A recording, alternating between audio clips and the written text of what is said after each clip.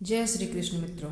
जीवन की राह में एक गहरी बात हमेशा याद रखिए, हमारे कर्मों का फल हमें उसी तरह ढूंढ लेता है जैसे कोई बछड़ा सैकड़ों गायों के बीच अपनी माँ को पहचान लेता है। यह प्रकृति का अटल नियम है। हम हर पल हर क्षण कोई न कोई कर्म कर रहे होते हैं, चाहे वह सोचने का हो, बोलने का हो या कोई कार्य करने का। ऐसा कोई क्षण नहीं होता जब हम कर्म से पूरी तरह मुक्त हो सकते हैं।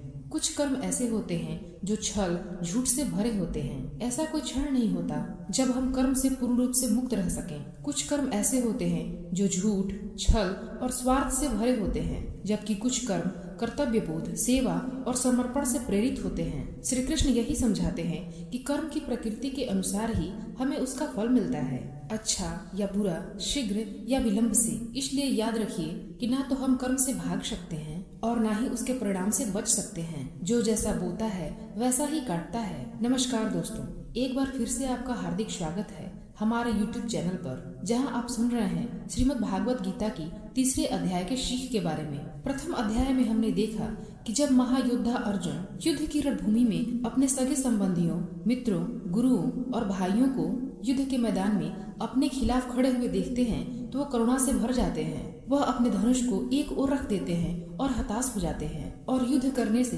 स्पष्ट रूप से इनकार कर देते हैं। और वहीं दूसरे अध्याय में भगवान श्री कृष्ण अर्जुन को गहराई से समझाते हैं कि उसका सच्चा धर्म, उसका कर्म उसे यही आदेश देता है कि वह अन्याय के विरुद्ध खड़ा हो और युद्ध भूमि में उतरकर धर्म की रक्षा करे। इस अध्याय में भगवान श्री कृष्ण अर्जुन के सामने दो महत्वपूर्ण मार्ग रखते हैं। पहला है निष्काम कर्म योग, जिसमें फल की इच्छा छोड़कर कर्म किया जाता है, और दूसरा है ज्ञान योग, जो आत्मा, परमात्मा और संसार के सत्य को जानकर वैराग्य की ओर ले जाता है। इन दोनों मार्गों के माध्यम से श्री कृष्ण अर्जुन के भ्रम को दूर करते हैं और उसे कर्तव्य पथ पर अग्रसर करते हैं। दोस्तों, श्रीमद् भागवत गीता के तीसरे अध्याय में हम जानेंगे कि ऐसी कौन सी दो शक्तियाँ हैं जो आपको इस संसार में कुछ भी प्राप्त करने का सामर्थ्य देते हैं। हम यह भी समझेंगे कि वास्तव में हम हैं क्या और अपने मन को वश में कैसे करें, कैसे हम अपनी बुरी आदतों से मुक्ति पा सकते हैं और अपने इच्छित लक्ष्य को प्राप्त कर सकते हैं। तो आइए चलते हैं श्रीमद् भागवत गीता के तीसरे अध्याय के इस दिव्य यात्रा पर। यह अध्याय है कर्म योग। इस अध्याय में भगवान श्री कृष्ण अर्जुन को यह बोध कराते हैं कि प्रत्येक जीव अपने स्वाभाविक प्रकृति और गुणों के अनुसार ही कर्म करने के लिए बाध्य है। कोई भी व्यक्ति ऐसा नहीं है जो एक क्षण के लिए भी बिना कर्म किए रह सके। यहाँ श्री कृष्ण उन लोगों की भी आलोचना करते हैं जो केवल बाह्य रूप से वैराग्य धारण करते हैं, जैसे गेरुए वस्त्र पहनना, दिखावे का त्याग करना, लेकिन भीतर से उनकी इंद्रियां विषयों की ओर आकर्षित रहती है। श्री कृष्ण ऐसे लोगों को कपटी और ढोंगी कहते हैं, क्योंकि असली वैराग्य मन और इंद्रियों के संयम में है, न कि केवल बाहरी रूप रंग में। जो व्यक्ति कर्म योग का पालन करते हुए निरंतर कर्म में लगे रहते हैं, लेकिन उनके प्रति मोह या आसक्ति नहीं रखते, वह वास्तव में दूसरों से श्रेष्ठ माने जाते हैं। वे कर्म करते हुए भी भीतर से शांत रहते हैं। इसके बाद भगवान श्री कृष्ण इस बात पर विशेष बल देते हैं कि हर जीव इस सृष्टि की व्यवस्था का एक अभिन्न अंग है और इसलिए उसे अपने कर्तव्यों का पालन करना चाहिए। जब हम अपने कार्यों को ईश्वर के प्रति आभार और समर्पण भाव से करते हैं तो वे कर्म यज्ञ का रूप ले लेते हैं। गीता में श्री कृष्ण बताते हैं कि यज्ञों का आयोजन देवताओं को संतुष्ट करने के लिए किया जाता है और जब देवता प्रसन्न होते हैं तो वे हमें वर्षा,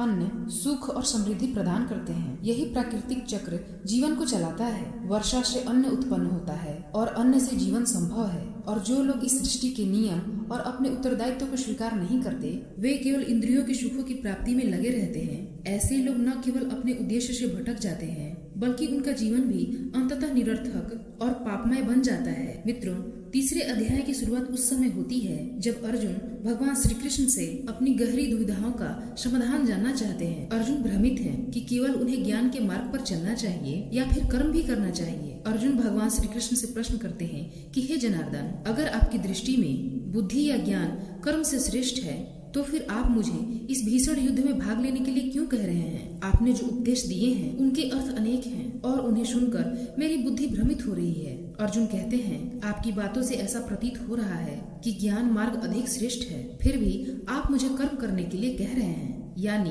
युद्ध करने के लिए कह रहे हैं। अर्जुन आगे कहते हैं, तो कृपया आप ही मुझे स्पष्ट रूप से बताइए कि क्या मैं ज्ञान का मार्ग अपनाकर संन्यास लूं या फिर कर्म का मार्ग चुनकर युद्ध करूं। मुझे केवल वही मार्ग बताइए जो मेरे लिए सबसे उत्तम और कल्याणकारी हो। यह सुनकर भगवान श्री कृष्ण अर्जुन से मुस्कुराते हुए कहते हैं, हे निष्पाप अर्जुन, इस संसार में मैंने पहले ही 2 प्रकार की निष्ठाओं का वर्णन किया है। ज्ञान योग उन लोगों के लिए है जिनकी प्रवृत्ति चिंतन, अध्ययन और साक्षात्कार में होती है, जबकि कर्म योग उनके लिए है जो कर्मशील हैं, जो अपने कर्तव्यों का पालन करते हुए मोक्ष की ओर बढ़ना चाहते हैं। ऐसा मार्ग जो हमें आत्मिक उन्नति की ओर ले जाए और हमारे जीवन को सार्थक बना दे। गीता में भगवान श्री कृष्ण 2 प्रमुख मार्ग बताते हैं, एक है ज्ञान योग और दूसरा है कर्म योग। लेकिन इन दोनों रास्तों में एक चीज समान है और वो है कर्म। कर्म करना अनिवार्य है, चाहे आप किसी भी मार्ग पर चलें। इसीलिए भगवान श्री कृष्ण स्पष्ट रूप से कहते हैं, ना तो केवल कोई कर्म ना करने से कोई व्यक्ति कर्मों से मुक्त हो सकता है और न ही बाह्य रूप से संन्यास लेने से कोई परम सिद्ध और ज्ञान प्राप्त कर सकता है। भगवान श्री कृष्ण अर्जुन से कहते हैं, चाहे तुम्हें ज्ञान योग बेहतर लगे या कर्म योग, दोनों ही स्थितियों में तुम्हें कर्म तो करना ही पड़ेगा। केवल सोच लेने से या ज्ञान के पथ पर चलने की कल्पना करने से सिद्धि प्राप्त नहीं होती। कई लोग सोचते हैं, हम तो अब कोई कर्म नहीं करते, हम निष्कर्म हो गए हैं। और कुछ लोग कहते हैं, हम तो ज्ञान योग के अनुयायी हैं, हमें सब कुछ ज्ञात। लेकिन भगवान श्री कृष्ण इन दोनों भ्रमों को तोड़ते हैं। वे स्पष्ट करते हैं कि चाहे आप ज्ञान योग में हो या निष्काम कर्म योग में, दोनों में कर्म करना अनिवार्य है। भगवान श्री कृष्ण अर्जुन से अत्यंत गहराई और भाव से कहते हैं कि अगर कोई व्यक्ति यह दावा करता है कि वह अहम ब्रह्मास्मि की अवस्था में पहुंच चुका है और उसे अब कोई कर्म करने की आवश्यकता नहीं है, तो वह व्यक्ति केवल दिखावा कर रहा है। वह अहंकार और भ्रम से भरा हुआ है, क्योंकि इस संसार में कोई भी मनुष्य ऐसा नहीं है जो एक क्षण भी बिना कर्म किए रह सके। श्री कृष्ण अर्जुन को समझाते हैं कि हर जीव प्रकृति द्वारा उत्पन्न गुणों के अधीन होकर ही कर्म करता है। इसलिए हे अर्जुन, तुम भी एक मनुष्य हो, चाहे तुम चाहो या ना चाहो, तुम्हारे शरीर से कर्म तो होते ही रहेंगे। तुम्हारा सांस लेना, भोजन करना, सोचना, ये सभी भी कर्म ही हैं। और जब तक यह शरीर है, तुम पूरी तरह निष्क्रिय नहीं रह सकते। भगवान श्री कृष्ण अर्जुन को यह याद दिलाते हैं कि तुम एक क्षत्रिय हो और तुम्हारा यह धर्म है कि तुम अन्याय के खिलाफ खड़े हो। यदि तुम इस युद्ध से पीछे हटते हो तो न केवल तुम अपने धर्म से विमुख होगे, बल्कि अपने अस्तित्व से भी मुंह मोड़ लोगे। इसलिए तुम्हारे लिए संन्यास का मार्ग नहीं, बल्कि कर्म का मार्ग ही सर्वोत्तम है। भगवान श्री कृष्ण आगे भावुक होकर कहते हैं कि तुम यह समझो कि ये सभी कर्म वास्तव में तुम नहीं कर रहे हो, बल्कि प्रकृति तुमसे करवा रही है। तुम केवल एक माध्यम हो। जब तुम यह जान जाओगे कि तुम स्वयं एक कर्ता नहीं हो, बल्कि केवल एक साक्षी हो, तभी तुम फल की इच्छा से मुक्त होकर एक सच्चे कर्म योगी बन सकते हो। भगवान श्री कृष्ण अर्जुन को आश्वासन देते हैं कि जब तुम अपने सभी कर्मों को फल की इच्छा किए बिना मेरे चरणों में समर्पित कर दोगे, तब मैं स्वयं तुम्हारा कर्ता बन जाऊंगा। और जब मैं तुम्हारा कर्ता बन जाऊंगा तो तुम्हें वह सब कुछ प्रदान करूंगा जिसकी तुम्हें जरूरत होगी, राज्य, सुख, सम्मान, बिना मांगे, बिना परिश्रम किए। लेकिन अगर तुम अपने कर्म से बचते हुए सिर्फ भोग चाहते हो तो तुम एक चोर कहलाओगे, तो तुम कभी मुझसे, परमात्मा से नहीं जुड़ पाओगे। भगवान श्री कृष्ण अंत में कहते हैं कि जिस प्रकार महान आत्माएं खाने के लिए नहीं जीती बल्कि जीने के लिए खाती हैं, उसी प्रकार तुम्हें भी परिणाम के लिए नहीं बल्कि धर्म और लोक कल्याण के लिए युद्ध करना चाहिए। यही सच्चा कर्म योग है और यही जीवन का वास्तविक धर्म है। हे अर्जुन, तुम मनुष्यों में सबसे महान हो, श्रेष्ठ हो, तेजस्वी हो और योग्य भी। इसलिए तुम्हारे कर्म सिर्फ तुम्हारे नहीं रह जाते, वे एक आदर्श बन जाते हैं। जैसा तुम करोगे ठीक वैसा ही तुम्हारी संतानें करेंगी और वही कर्म तुम्हारे आने वाले पीढ़ियों का मार्गदर्शन करेगा। तुम केवल स्वयं के लिए नहीं बल्कि पूरी मानवता के लिए उदाहरण हो। देखो मुझे, मैं स्वयं भगवान हूँ। मुझे कोई भी कर्म करने की आवश्यकता नहीं है, न कोई अपेक्षा है, न कोई बंधन। फिर भी मैं निरंतर कर्म करता हूँ, क्योंकि मनुष्य की आत्मा मेरा ही एक अंश है। यदि मैं कर्म करना छोड़ दूँ तो यह पूरी सृष्टि कर्महीन होकर विनाश की ओर बढ़ जाएगी। इसलिए मैं स्वयं कर्म करता हूँ ताकि मनुष्य मुझसे प्रेरणा ले सके और अपने जीवन को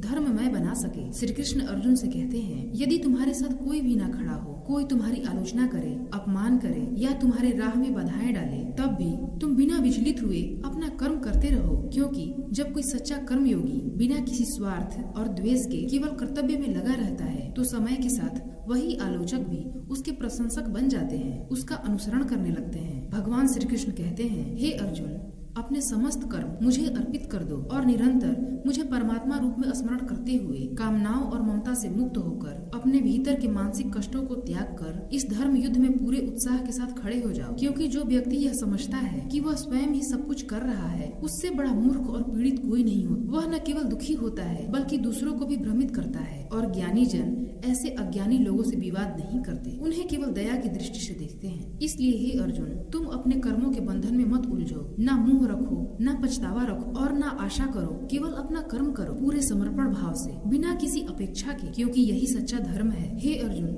हमेशा यह बात अपने हृदय में बैठा लो कि अपने धर्म और कर्तव्य का पालन, चाहे उसमें थोड़ी सी भी कमी क्यों न रह जाए, फिर भी दूसरों के धर्म को अपनाने से कहीं अधिक श्रेष्ठ और कल्याणकारी होता है। क्योंकि अपना धर्म हमारे स्वभाव के अनुकूल होता है, जबकि दूसरे का धर्म चाहे कितना भी आकर्षक क्यों न लगे, अंततः वह हमें भ्रम, विफलता और दुख की ओर ही ले जाता है। अर्जुन ने गहरे भाव से, हे भगवान, अगर मनुष्य वास्तव में आपके ही अंश हैं, तो फिर उससे गलतियां क्यों होती हैं? वह गलत कर्म क्यों करता है? यह प्रश्न केवल अर्जुन का ही नहीं बल्कि हर मनुष्य के भीतर रहता है कि जब हम ईश्वर के अंश हैं तो फिर हमसे पाप क्यों होते हैं? भगवान श्री कृष्ण बड़े धैर्य और करुणा से उत्तर देते हैं, हे अर्जुन, यह मनुष्य का शरीर भोग विलास की ओर स्वाभाविक रूप से आकर्षित होता है, क्योंकि उसकी प्रकृति ही ऐसी है। जब उसकी इच्छाएं पूरी नहीं होती तो वह क्रोध से भर जाता है। जैसे धुएं के कारण अग्नि छिप जाती है, वैसे ही कामना और क्रोध के कारण मनुष्य की बुद्धि थक जाती है और वह धर्म, कर्तव्य और परमात्मा को देख ही नहीं पाता। भगवान श्री कृष्ण कहते हैं, इन्हीं कामनाओं और क्रोध के वश में आकर मनुष्य अपने इंद्रियों और मन पर नियंत्रण खो देता है और कई बार ना चाहते हुए भी गलतियां कर बैठता है।